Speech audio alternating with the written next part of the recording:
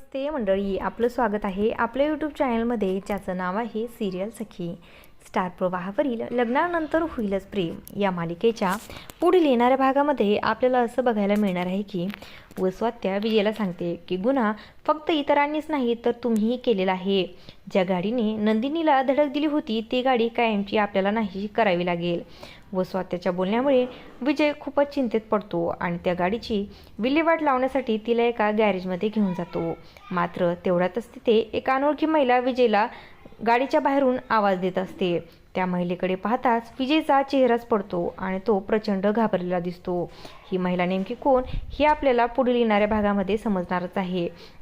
तर दुसरीकडे जीवा आणि नंदिनी खोटं पोट हे दुकानातनं घेऊन आलेले असतात आणि घरात कोणीच नसेल असं त्यांना वाटत असतं आणि ते त्या अंदाजाने घरामध्ये येतात.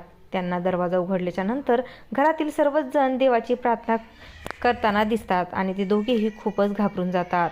आता ते खोटं आणलेलं पोट बाकीचे सर्व बघतील की काय याची त्यांना चिंता लागलेली असते आणि असं काही पुढील येणाऱ्या भागामध्ये आपल्याला बघायला मिळणार आहे.